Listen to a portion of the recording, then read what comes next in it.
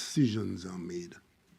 That approach, you would have seen me engaging Shell, BP, EOG, BHP, all of them at their boardrooms where decisions are made. As a result of that, we have been able to short circuit a lot of the circuitous travel between our interests and the interests of others. And we were able to get done a number of things which were very important for the people of Trinidad and Tobago, but might not have been that important to middlemen and so on. I speak specifically here about, for example, our ability to talk directly to the Australians in Melbourne about the Ruby oil field, our ability to talk to the Prime Minister of Australia about getting 2 ferries and 2 Coast Guard coastal patrol craft. All of these were done in what in effect were record time. In fact, in the case of the ferries and the ferries in particular for Tobago and Trinidad, we were able to literally jump the queue. Had we waited in the normal scheme of things, even if we had the money in hand, we would have been about 2 or 3 years in that line. We got those ferries done, even with COVID. And the delays in COVID, we got those ferries done in record time. And similarly, we were the first country, Trinidad and Tobago was the first country to have access the Australian export funding for defense equipment when we got those 2 coastal vessels, CG-41 and CG-42, again in record time. We were able also to engage without interfering with the contracts that were in place in the petrochemical sector and the LNG sector. We were able to engage the multinationals, Shell and BP. And from those negotiations and discussions which flowed from convincing them that we had issues to address, while they could easily have, and they did take the position that they were following their contracts, we were able to extract billions of dollars in additional revenue, which we otherwise would not have had we not engaged these companies at the top. I think the figure is about $17 billion. $17 billion in additional revenue, which had we not engaged those entities without breaking contracts, without threatening to break contracts, we got that because of how we approached it. We also ended up with increased investment in our hydrocarbon basin within our borders. It's in that context that I engaged the Venezuelan government with respect to Trinidad and Tobago, accessing their gas field and also getting Venezuela to agree to tear up the unitization approach to Laurent Banati, which was going on for 15 years with no progress, and to allow Trinidad and Tobago, where we own 27% of that gas field, to allow us to proceed to develop that field and to extract our portion of the gas and not wait for any unitization, because unitization meant that Venezuela had to agree to extract theirs in an arrangement with us, and for 15 years we couldn't get that agreement. In 1 year, we got the approval to move forward, and you would know that Shell, as the operator on that field, has issued its instructions to McDermott to proceed to prepare to develop that field. So the nearest on-border and a cross-border field that we are working on is Manatee, from Laurent Manatee. But with Dragon, which is entirely within Venezuelan territorial waters, we approached Venezuela at the top, the office of the president of the government of Venezuela, and proposed to them that Point Lisa should be their export location. And of course, we worked with Shell to get them to agree to work with NGC on the pipeline in the event that Venezuela agrees with us. And we did get the historic agreement where Venezuela, for the first time, agreed to have its gas exported, against the background where for decades they were talking about doing their own petrochemical and LNG business. So that generated the Dragon as a location in the hydrocarbon basin for Trinidad and Tobago to support its petrochemical complex.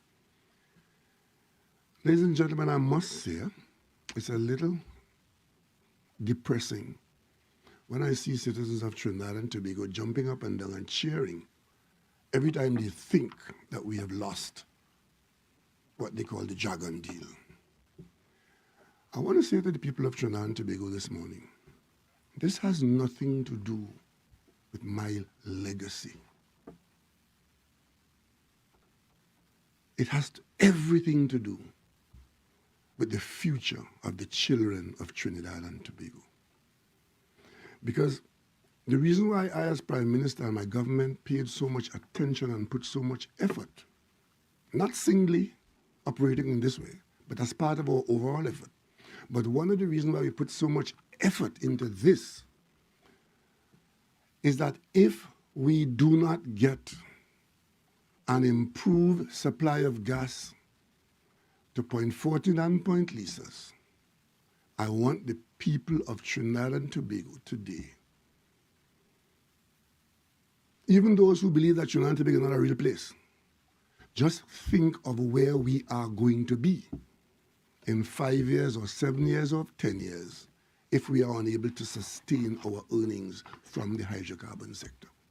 And those earnings are largely sustained from the gas sector because we have become a gas producing and a petrochemical producing nation.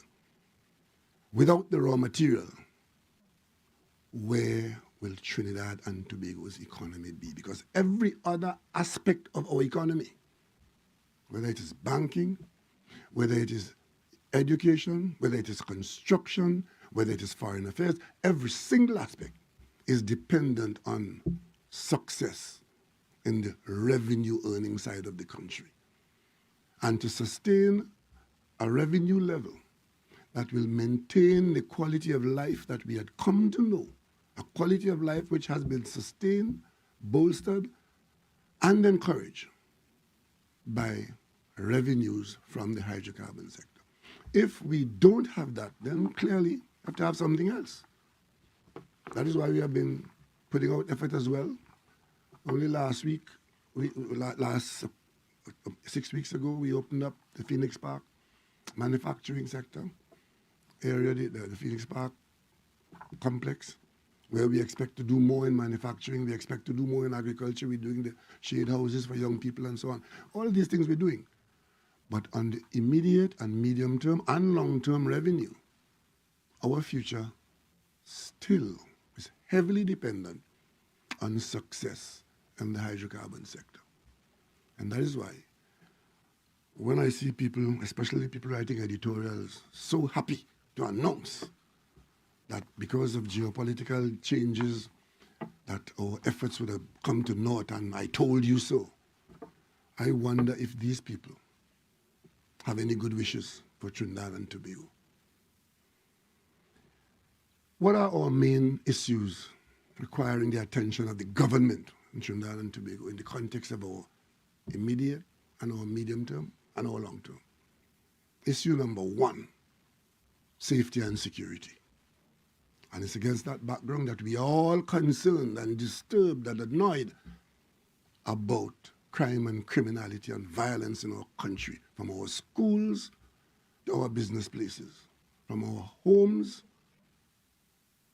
to the bars. We as a nation, we have a problem with crime and criminality and violence in general.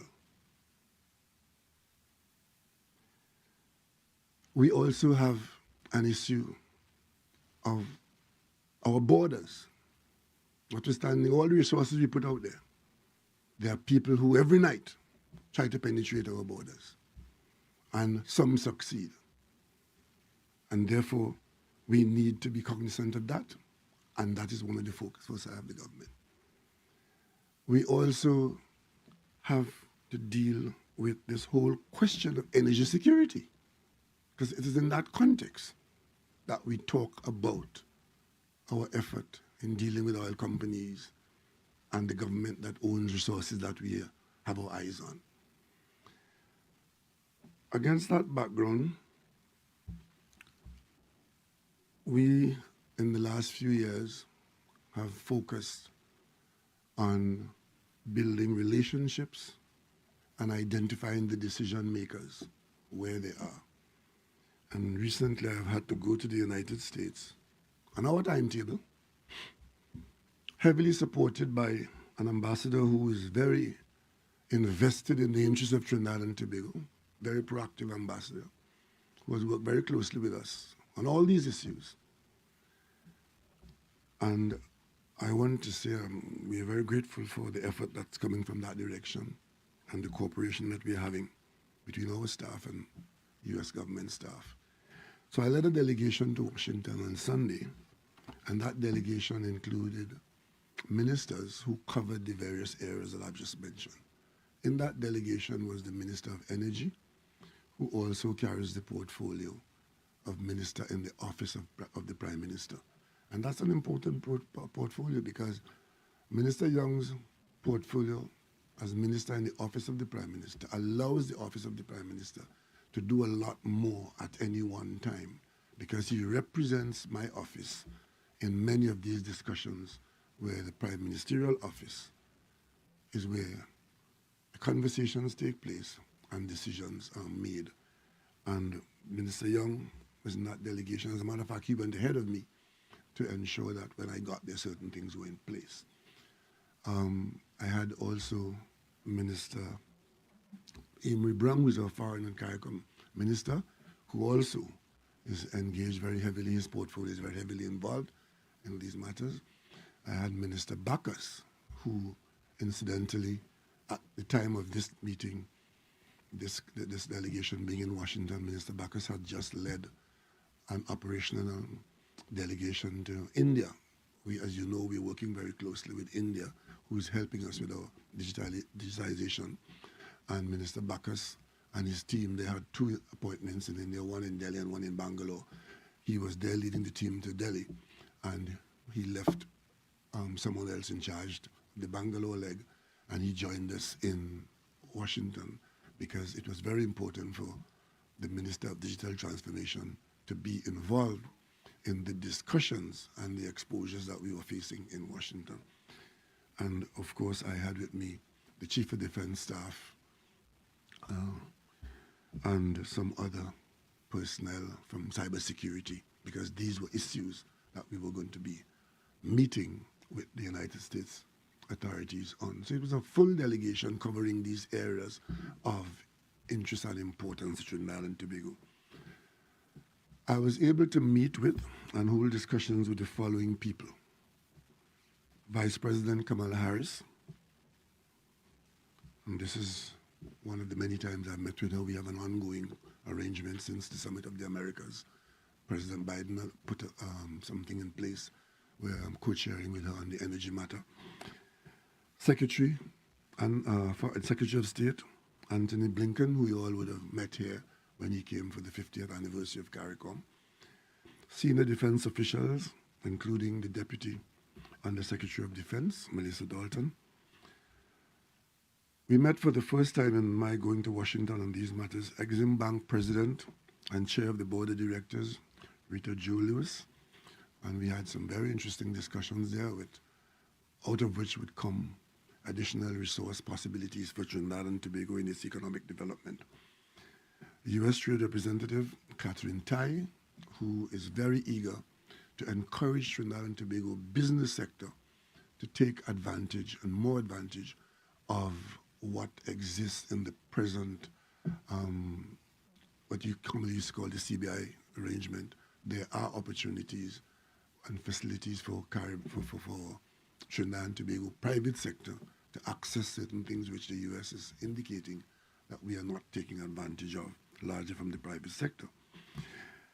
I also met with National Security Council Senior Director for the Western Hemisphere, Juan Gonzalez, who, if you know that name, that is the individual who has been with us ahead of and representing the United States in all its dealings with Venezuela on the matters that I mentioned a bit earlier on.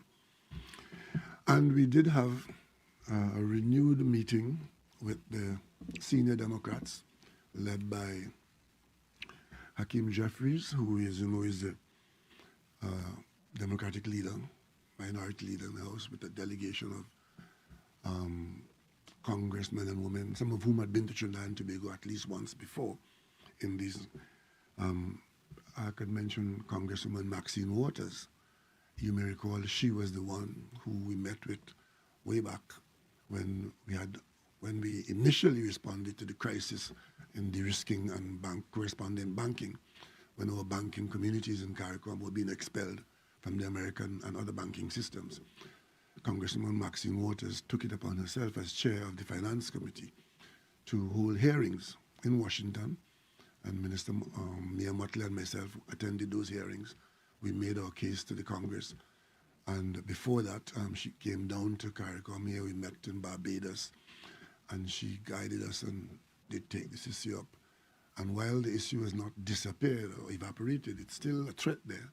The conditions have emerged, has evolved considerably in our favor, where the pressure is a little off, and the pace at which we were being de-risked and debanked has receded.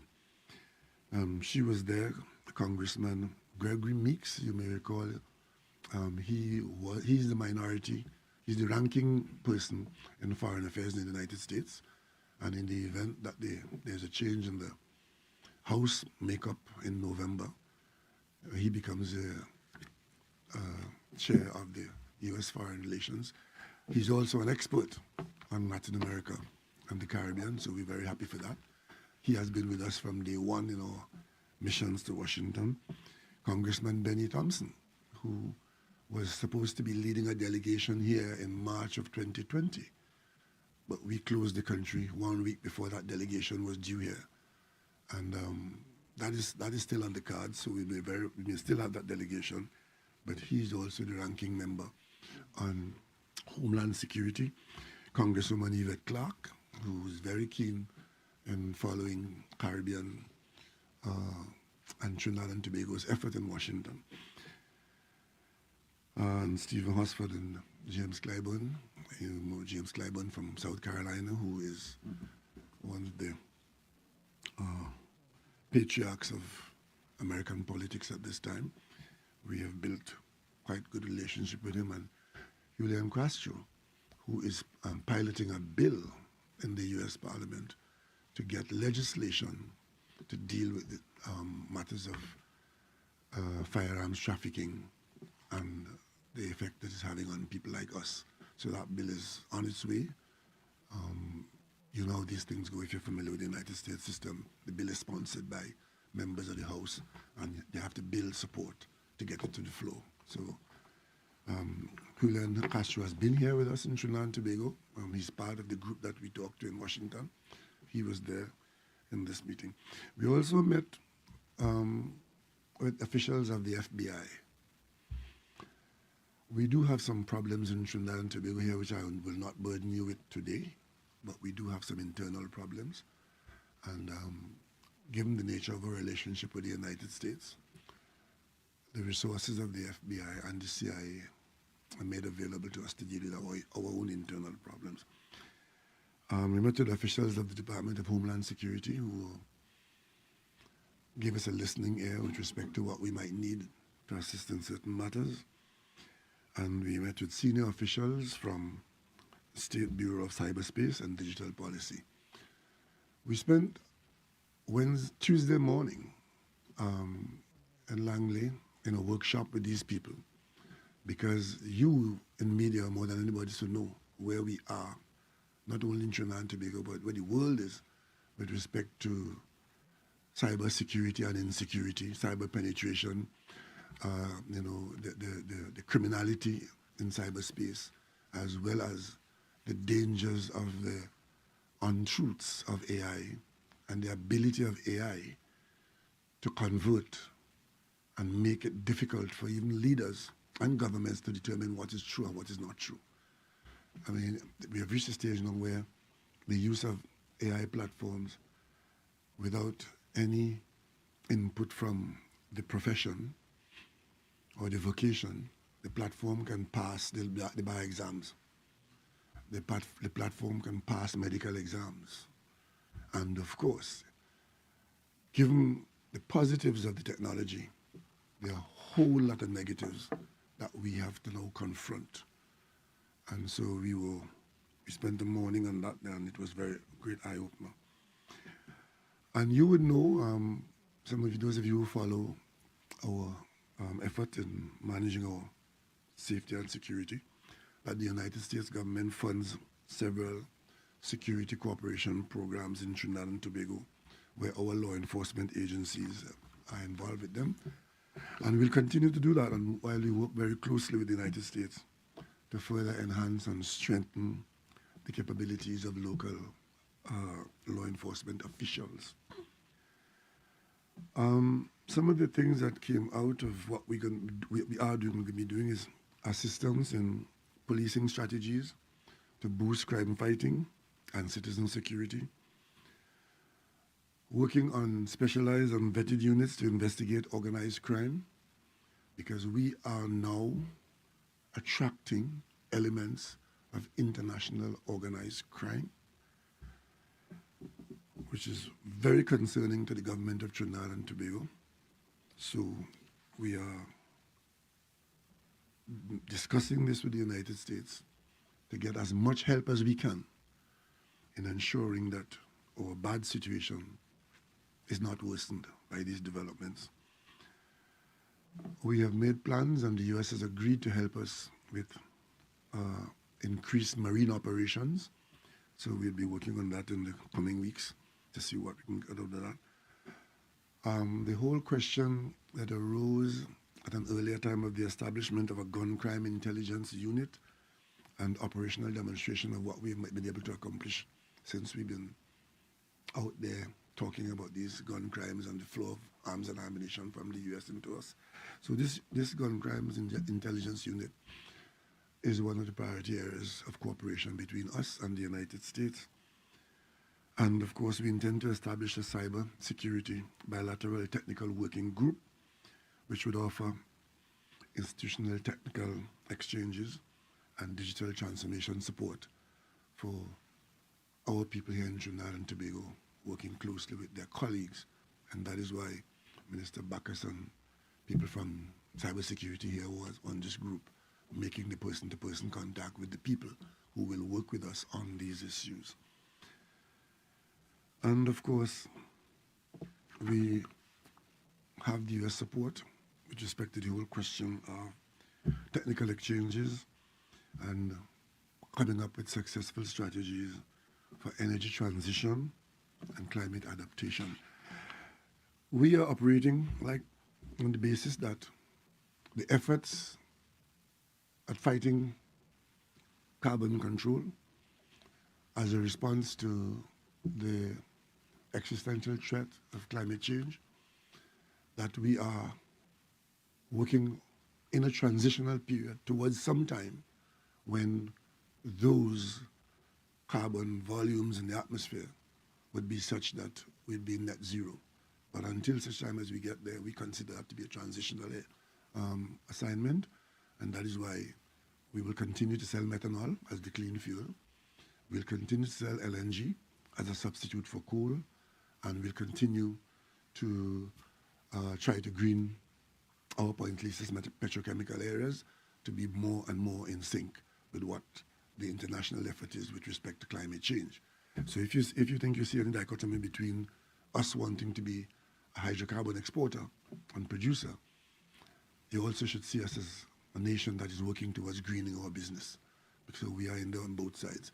We also sought help and got commitments for funding for sustainable energy. You know, we're currently constructing 113 megawatts of solar power. We intend to do more of that. And the funding for that is something that we have been working towards, because Trinidad and Tobago has very limited funding on these matters. They're expensive, and our priorities use up much of what we have in hand. And we don't have free capital to go big in saying that we're going to shift to 80% or 50% on cyber power and on solar power. But we're aiming to get to 30%. So we're now looking at 10%, and over in the next 2 to 3 years, maybe we'll add more and get to that 30% target. And we would be well within our contribution to the international matters. We also, in most of our discussions, as a leader in CARICOM, the United States raised with us our position on and involvement in the calamitous situation in Haiti, which is, if you were following CARICOM, you would have seen the Trinidad and Tobago and CARICOM's position on Haiti. And we've committed to working together to strengthen the international rules-based system, where today we acknowledge that Haiti does not have a single elected official. Haiti is the largest population within CARICOM. It's a CARICOM nation, and that situation is very troublesome, even embarrassing to all of us. But we believe in Trinidad and Tobago that there's a requirement. We didn't make it clear to the United States that there's a requirement for United States leadership in this matter, and that the United States cannot wash its hand of Haiti. And in fact, if we are in fact the true Democrats that we claim to be, we should be concerned that Haiti does not have even a semblance of democracy. And we cannot turn the blind eye to Haiti while we try to perfect Venezuela. And of course, Trinidad and Tobago's position at CARICOM and with the United States is that the current administration in Haiti needs to make room for the evolution of a trajectory towards an election timetable and an indication that any outside assistance to Haiti cannot be reasonably assumed to be propping up of the existing regime. That is Trinidad and Tobago's position, and we made that very clear to the United States. And I think they understand it, and CARICOM understands it as well. So that is where we are. Trinidad and Tobago's delegation, we had 3 days of very exhausting and exhaustive discussions with the decision makers in the United States, from the office of the president through the various departments and the office holders who advise the president and the vice president.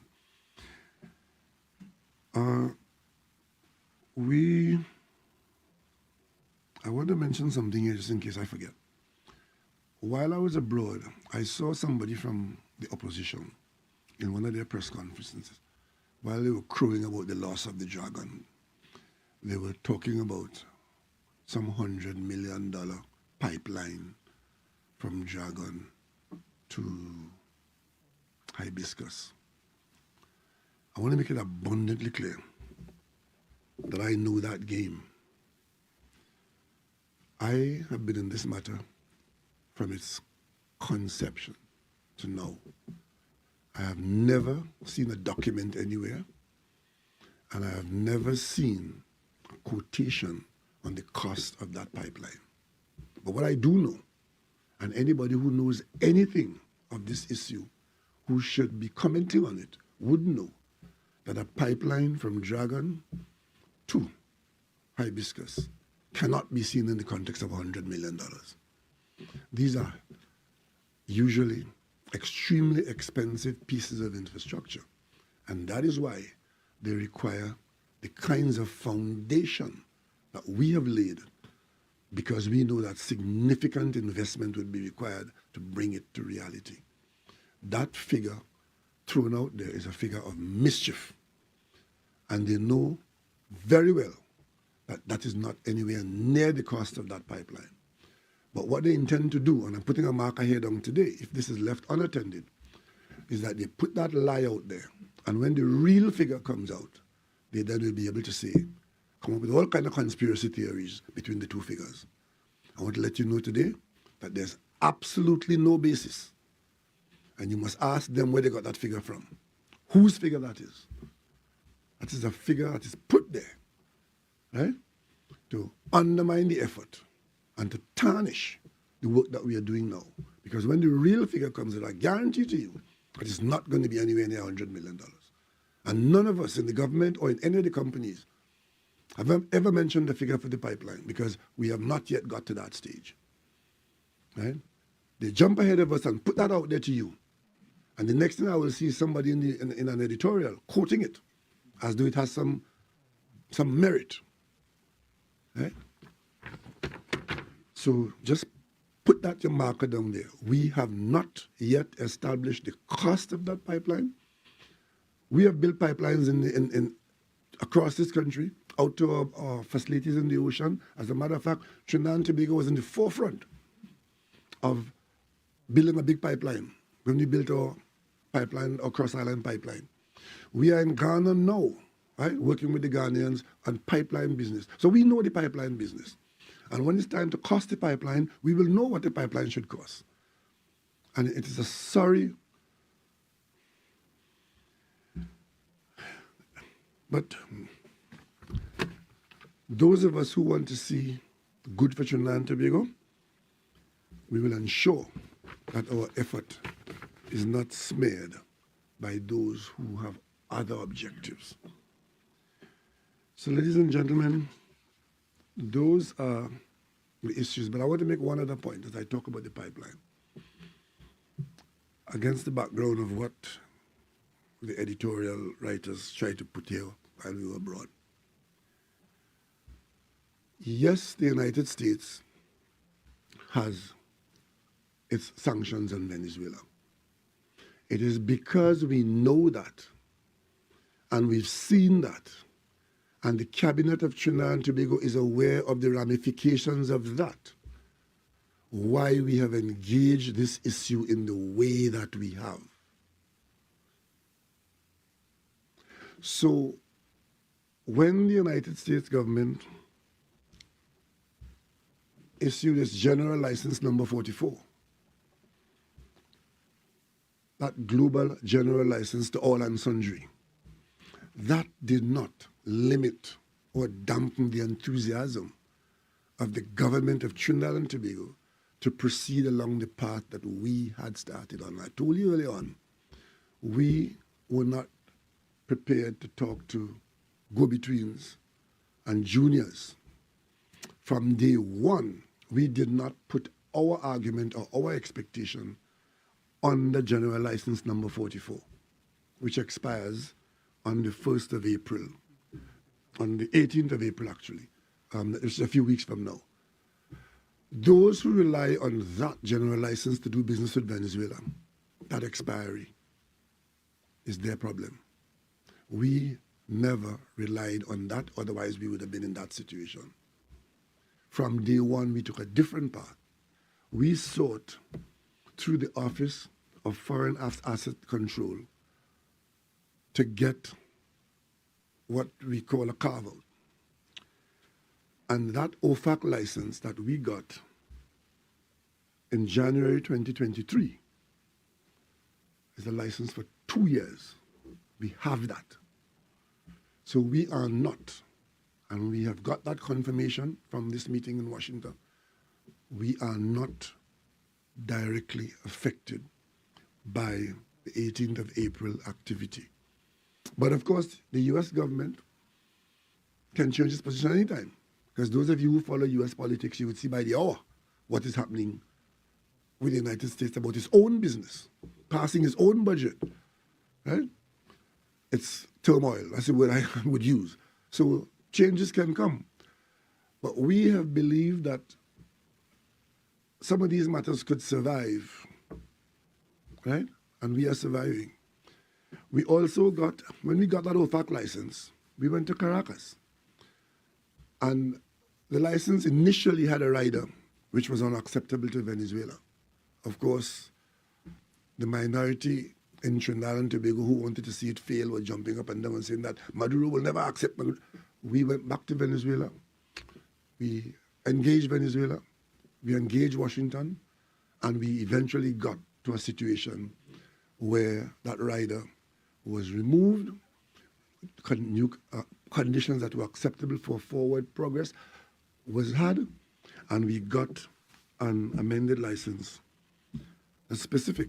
On October 17, 2023, we got a license which expires on October 31st, 2025. So that aspect, that's where our situation is. And with respect to operation on the Jargon field, we have in place in our hand an exploration and production license for 30 years on that field. Those are the facts and the outcome of the work of the government of Trinidad and Tobago in a very, very difficult situation. So that's what it is. And I'm sorry to announce to those who would love to see the Jargon dead, Trinidad and Tobago is alive and well and has a government that looks out for the interests of all the people of Trinidad and Tobago, especially our children. Because those of us who enjoy the fruits of the last 2 or 3 decades could afford to talk stupidness now. I am concerned about the children who are growing up in this country, who are in high school today, and who deserve in the next 5 to 10 to 15 to 20 years to have at least what we had from our country. And that is my legacy. Ladies and gentlemen, last year I addressed you from a podium like this in a similar circumstance, because it hasn't been easy. When it's not COVID, it's gas. When it's not gas, it's back pay. When it's not back pay, it's lies. Just all of them. And I said to you last year that I intended to go on a vacation last year. I did not. I said to you I intended to go on my medical examination. I did not. I'm saying to you again, no. I am going on a vacation, and I am going to do my medical. But before I do that, we have 2 very important meetings in Venezuela. There's Guyana. There's the Guyana Energy Conference, where I'll be participating immediately after Carnival. And there is the CARICOM meeting, which is immediately on top of that. I have the option to go and come and go again. I will not be doing that. I go to Guyana for the Energy Conference, and I will remain there for a few days into the CARICOM Heads of Government meeting. We have some very weighty matters at the CARICOM Heads of Government meeting, and Trinidad and Tobago's presence at the Guyana Energy Conference is a priority for the Cabinet. So I'll be in Guyana for a few days after Cabinet. I think I'd probably leave, I think it was the 18th, some day like that, but you'll be advised. When I come back from Guyana, I will be leaving the country on private business. My long-awaited vacation is being arranged right now. And I could tell you it involves my wife, who's on retirement. And I'll be away for about 10 days. And that is why. And when I come back from that, I get back engaged into work. I've got some interesting matters in the Parliament which I intend to participate in. You'll be advised appropriately. And then sometime towards April, I'm now going through my local medical assessment. And I will be probably doing my external medicals towards the end of April. But we do have some interesting matters in the Parliament which will not be affected by my absence. And as I tell you, a lot goes on the phone that you have. So even though I will not be here in person, I will be here in spirit. So ladies and gentlemen, having said that to you, if you have any questions, I'll take them now. Let me start with Prior. Prior, how was going to be before I finish? Good morning, Mr. Prior, BR EZP News. Excuse me 1 second, Prior. Let me just have some talk. Just 1 second.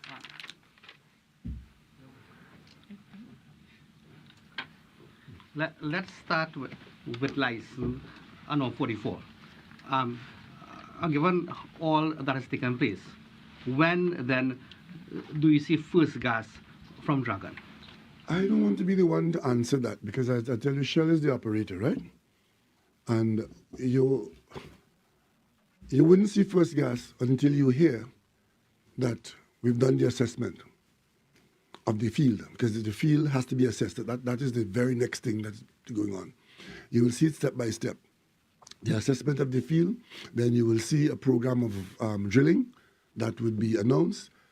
Then you would see information about what I mentioned, that the pipeline, it's because it's only in that context that first gas will become, reality. It's not going to be tomorrow. It's not going to be next year.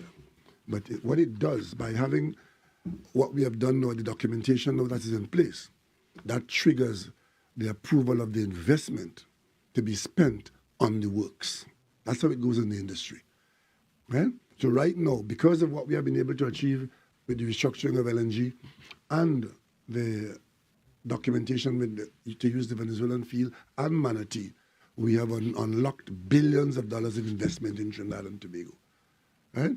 But the actual molecule doesn't appear for a few months. Whether it's 36 months, 24 months, more like 36 months. Yeah. Dr. Rowley, Yes. Keishan Haynes, Guardian Media. You said something earlier that had me uneasy since you said it. In your relation to your meeting with the FBI and CIA, you said, we have, I'm paraphrasing here, we have some internal problems here that I don't want to burden you with. And then you went on to talk about international organized crime. I think I'd like to be burdened with it. What exactly are you worried about? It had you looking a little uneasy, quite frankly.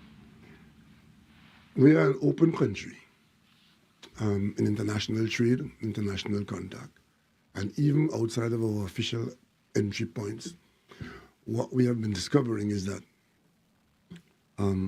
certain criminals are liking us, and these are not small timers. I say no more on that.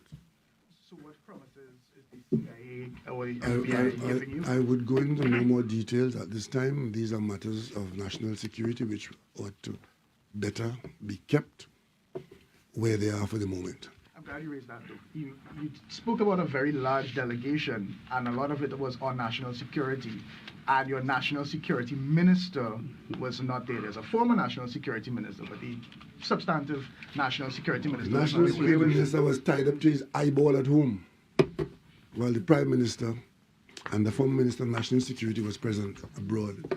So I think that's a good balance. But shouldn't he have been there? I feel like, because when a lot of these things would directly affect him and he's playing catch-up, so to Not speak. really. In the government of Trinidad and Tobago, we have our, what is called the Division of Labor, very clear.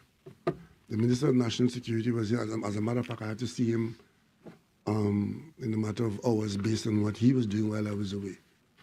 And I see you had a wonderful time with that too. So the absence of the Minister of National Security from a foreign trip is not an impediment. Not any foreign trip. This foreign trip had a lot of national security implications. In fact, the person who, the Minister Bacchus, was more directly involved in it than the Minister of National Security. And that's why he had to come back from India to meet us in Washington. And he will continue some discussions in the coming weeks and months and some actions in the coming weeks and months. And of course, I did have the CDS, who didn't just come to wear his uniform. Right? This is the closest that the Trinidad government has been with the U.S. government and Washington in general for a very long time, but my memory at least. That's a good point. I think I want to expand a little bit on just for the benefit. Stick your point before I forget. This didn't happen by accident. Let me just tell you all what happened in Los Angeles, in the Los Angeles meeting, Summit of the Americas. Remember that meeting that took place in 2019? Sorry, 2022. CARICOM, at the level of CARICOM, where we are facing, as a region and as a body, a lot of what I raise here with you in the context of Trinidad and Tobago. A lot of it could easily be said to be the CARICOM issues. And so upset were many CARICOM governments on the lack of notice and response from our powerful neighbor to the north, that some people thought that there was a point of view that we should not go to that meeting. Trinidad and Tobago took the position that we're better off always inside making our case than being outside protesting. And Trinidad and Tobago led in CARICOM to ensure that every single one of the heads got to that meeting. We got to the meeting. When we got to LA and we looked at the program, it was not to our satisfaction. And there was a point of view that we should go home. Trinidad and Tobago and one or two other governments held the peace, and we met with President of the United States in short order. That we had more than one contact. We had lunch with the President, and we had a working lunch. And the President and the Vice President met with us and laid down new contact arrangement between CARICOM and the United States. That's where it started. And you would have seen the outcome of that.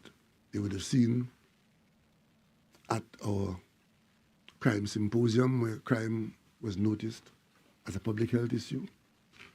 You would have seen the U.S. response to that.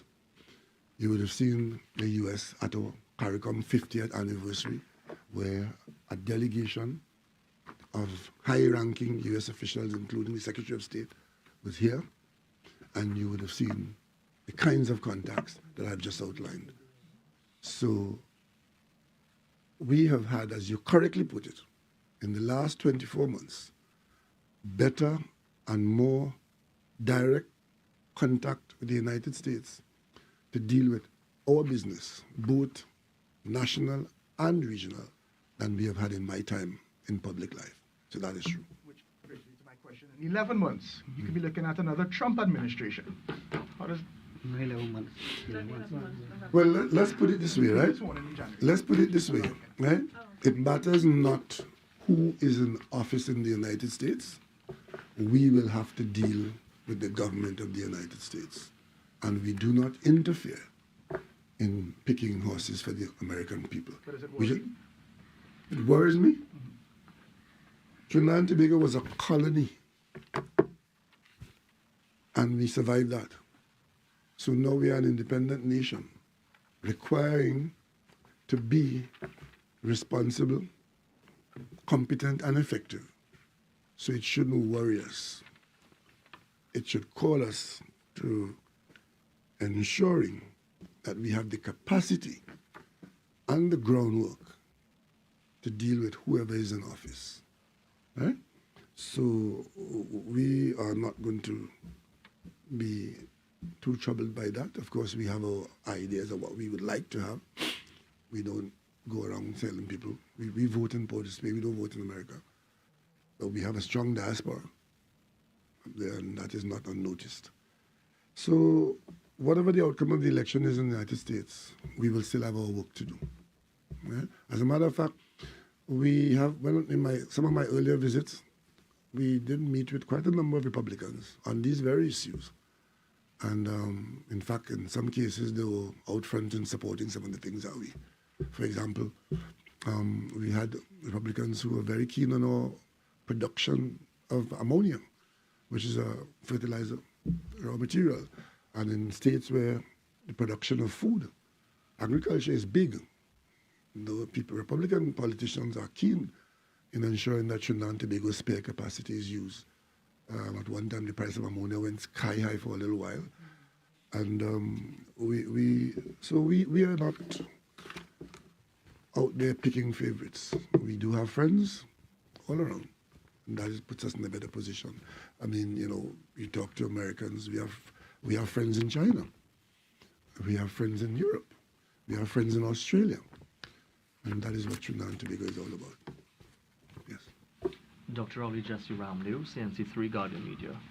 Staying with matters of national importance, while you were away, there was a joint select committee on Wednesday involving the police commissioner, where she would have admitted that, you know, the 2023-11 targets set out for 2023 were not met, unfortunately, you know, and she would have indicated some of her struggles, even, you know, conceding that her first year in office has been challenging.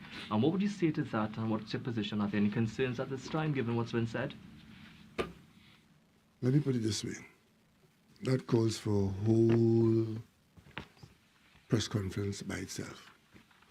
I have given you so much today that is so important to the people of Trinidad and Tobago that I would not want to color it with anything else. But I want to invite you to a press conference on national security on Tuesday morning at 10:30. Let's talk national security on Tuesday morning. Yeah. So, Joel Brown, TV6, Yes, so going back to the issue of gas, Venezuela, and so on. Just for clarification, so you made a very clear distinction in terms of the license allowing the exploitation of the gas from Venezuela, and the wider clause that the U.S. had been talking about that expires in April. If in fact the conditions that the U.S. would like to see in Venezuela are not met, and that wider regime is then, those sanctions are reinstituted, does that affect in terms of the sale of gas or persons or companies interested in the sale of the gas, or is that a separate thing? I'm not sure I understand the kernel of your question. Can I rephrase? Yeah, please. All right. So in other words, you were saying that in terms of the present license, Trinidad and Tobago, Venezuela, and the exploitation of the gas, and talk about the pipeline, and so on. I'm just wondering, in terms of the wider regime, if in fact that is reinstituted, in other words, then if the U.S. does not renew that license, the wider license, does that affect the ability of Trinidad and Tobago and GC to sell or get persons interested in buying the gas whenever that gas is brought to market? You would have seen the enthusiasm expressed by persons interested in us having access to that gas. That should tell you that this is a very valuable development. What we have done, what we have been doing, is to do everything reasonable and possible to ensure that we can progress towards production. Right? And so far, the needle is moving in that direction. We trust that nothing happens to change it in any other direction. The world is a very, very hostile place right now. You see what's happening in Ukraine, and you see what's happening in the United States, what's happening in Europe, right? So we can't give you any guarantee that nothing will hurt us. Of course we can be hurt. But by the same token, where did COVID come from? We didn't know that we were going to be hurt by a pandemic. Why we say we can stop living because we can get infected? No. We just have to buckle down. We have been doing the work.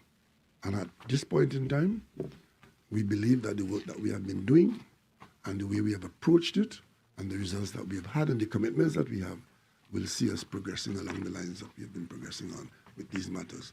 We expect to see Manatee continue, which is the closest one. We have opened discussions on other fields on the border, right? We have opened discussions with the whole question of, flare gas and so on. So while all this is happening, I just want to make one thing clear. I know, well, in Trinidad and Tobago, people say, especially when directed at me, and some go as far as to say that the Prime Minister doesn't care about crime in the country, which is just nonsense. But there are so many things that we have to do at the same time that we can't spend all our time on one thing, even though that thing is big and important. The office of Prime Minister has to deal with everything at the same time. And because I am not the one dealing with national security does not mean that national security is not being dealt with. Because we got to make sure that the hospitals are operating. We got to make sure that the teachers are paid. We got to make sure the children are protected. We got to make sure the defense forces on the water and that they are serviced. We got to make sure that the foreign debt is paid. So all of that at the same time. So let us not do anything that will hurt any of those operations. But understand that we have a number of irons in the fire. And what you want is a responsible government to treat responsibly with them. So we get some success in some areas. We still have challenges in other areas. We stay on the job. And I can tell you, Trinidad and Tobago has a responsible government that very competently engages the issues. That's all I can say. In terms of the conversations you had with U.S. officials, including the U.S. Vice President, the White House had a readout where the issue of Venezuela was discussed. You mentioned it. Were there any particular concerns, or was the U.S. government seeking you to somehow have some say or intervene or make some representation with regard to what is going on in Venezuela? Well, Venezuela featured prominently because, as you know, it's a significant part of the U.S. foreign policy in our region. And obviously, the U.S. have their views, we have our views, and we also have a partnership in the whole question with respect to Venezuela, Caracas, Washington, Port-au-Spain, we try to, Trinidad and Tobago's position is that this has to be a partnership. No one point in that triangle has all the solutions, and no one point should cause a problem for the others. Whether it is Caracas, so we talk to Washington, we talk to Caracas. As a matter of fact, Minister Young is off to Caracas when again? Next week. And then Trinidad and Tobago is engaged, and I myself am in the pipeline to go to Caracas sometime in the not too distant future. There's a lot. I can tell you, it is mentally very stressful. But as you all would say, I asked for the job, and you gave it to me. So I ain't complaining, right? Speaking about asking for a job, Prime Minister, last week Saturday, you hinted that you may not be in politics, for quite some very soon. Again, would we see you contesting in the general elections? The next general election is not in front of us. I give you the assurance that you'll be the first to know when the next general election appears on the horizon. But this is an election year, is it? I heard that. Next year. But Really? Yeah. I thought it was this year. 2025. but Prime Minister, how strong it is that you're thinking? No. Is it this year? Because you have that ability to call it. Yes. Like, I just hold on. That can't be taken In your too back lightly. pocket. Having the ability is one thing. Having the common sense is other. Yeah, prior. So will we see you really contesting, or are you contemplating now? Stepping away, you're spending time with your family, as you said. How close are we Just to I'm seeing on that? vacation for the first time in how long? I've been, but no. My focus at this moment is not on election. My focus is on these very, very weighty matters that have such serious consequences for the people of Trinidad and Tobago. Hopefully, in the next few months, a lot of it, certainly the US elections in November, our elections, what happens in Caracas, there's election there too as well. So this year in particular is a very turbulent year for Port-au-Spain, Washington, and Caracas. And those of us who are in leadership in these countries, we just have to ensure that we buckle down and do the best for our people. Mentally, physically, how are you feeling? You good for another 5? I have less than an I hope that I will be good for more than 5. But good, good to show it to you. No, but seriously, I am honored to have this responsibility for my people of Trinidad and Tobago, and I will do it to the best of my ability for as long as I do it. And of course, if I don't do it, somebody else will have to do it. That's how I see it. I do it for as long as it's my responsibility. And then, and if you want to ask whether the organization, the PNM, is in a position to continue without me, the answer is certainly. And if you want to ask whether I have ensured that the PNM is in that position, the answer is yes. Are you hinting therefore at succession planning or the issue of planning to do ensure that? I didn't only hint that, I spoke that to you all. I mean, I told you in 2020, I told you one of the reasons why I ensured that I was there, God willing, in 2020, was because I had brought so many young people into the government that I felt it was irresponsible of me to just leave them in a pandemic. By the time this term is ended, many of those people would have had 10 years in government. And that augurs well for the administration and the management. To succeed you? Lucas, my grandson. On another note, the widows of the paradivers, they want to have a meeting with you. What are your thoughts on that? I am ensuring that I do not prejudice the interests of the people of Trinidad and Tobago. And I have not, and I will not play politics with the tragedy at Paria. I will not play politics. If the family wants to meet me as Prime Minister, I will meet with them, but I will not meet with them in the context of any political outcome of the Paria tragedy. They are family that I have a responsibility for them. I'm the Prime Minister of all of Trinidad and Tobago. And if the family wants to meet with me, I will meet with them.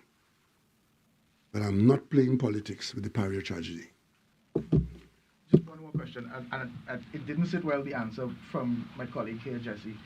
The conversation about the Commissioner of Police's competence has switched from her competence to yours, as everything does eventually get blamed, you get blamed for a lot, and it's saying that your continued or your original support of her and our continued support is the real issue, so not necessarily her, but you continue to support. How do you respond to those people? Hey, John? Yes, sir. We talk about this on Tuesday. Are you going to be at that press conference? I've just invited all of you and the country right here on Tuesday at 10:30, where we'll talk national security. Okay? That press conference, we get an update in terms of the issues of security for Carnival as we go into that period. Well, the minister and somebody else should be here, and we'll do that too. All things national security, we'll talk about it on Tuesday. Today, I hope you'll talk about the visit to Washington and the elements of that visit. In terms of that visit, so is it usual, I'm just trying to recollect, is it a normal circumstance for a Prime Minister of Trinidad to be able to meet with the director of the Central Intelligence Agency in Washington? Good question. If we have to, and I was very pleased that I was able to, because we do have interests in common. Given the CIA's questionable history with political leaders, how does that sit with you? It was very transparent, as they tend to be, right? Okay, thank you all very much, and I'll see you on Tuesday at 10:30, right? Thank you very much.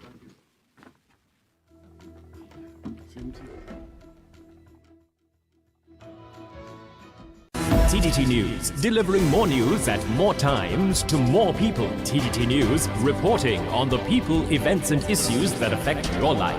TDT News, online and fully interactive. TDT News, nightly at 6. TDT News, committed, accurate, relevant. I'm Renee Sion with another edition of Caribbean Week in Review.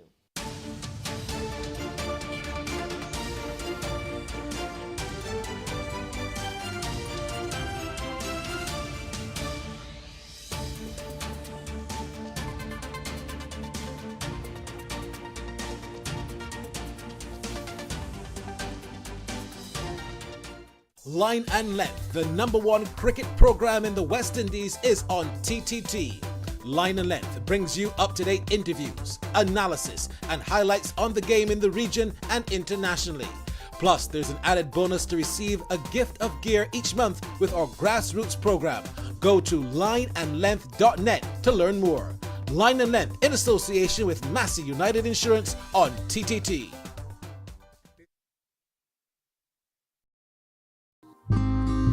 You are dearer to me than all the stars. So many wish but never reach. 'Cause when I'm falling and all the world seems dark, you help me find my peace. Oh, shun mi ba fishani. Oh, shun mi ba. Oshun mi ba fishani arubita yeah yeah yeah yeah yeah yeah yeah yeah yeah yeah yeah.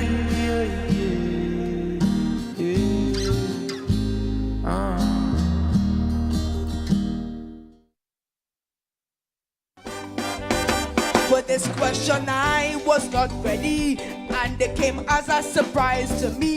He asking me to map out my destiny. firefighter, I heard a student say. Then he asked, I wonder how much that pay. Bring the old mass, nothing is outdated. The red or blue devils from Marafal. You ain't sharing, you ain't caring, you ain't have the time to spare. You follow the ways of the world. You ain't guiding, you ain't loving, you ain't giving or forgiving. How you want the kids in life unfold. Trinbago Carnival Origins. Carnival, often referred to as the greatest show on earth, TNT's Carnival is a part of our culture as much as the other elements we identify with as a people. Today, we enjoy a carnival season comprising of numerous cultural competitions, diverse parties, and an influx of tourists. A season that climaxes into 2 days of masquerading. However, Carnival's roots runs into almost 2 centuries of Trinbago's history. In 1833, before the abolition of slavery, Africans began adopting their own improvised version of the carnival balls celebrated by the French at the time. Though a time of merriment, this version of carnival, which became known as canboulay, also represented resistance and rebellion against colonialists. These acts of rebellion were depicted as mockeries that primarily embodied an exaggerated iteration of French sentiments. Over time, these depictions led to memorable characters becoming a mainstay in the celebrations, such as the Dame Lorraine, which mimicked the formal dress of the French women by exaggerating the padding in the chest and behind, along with wildly elaborate hats and fans.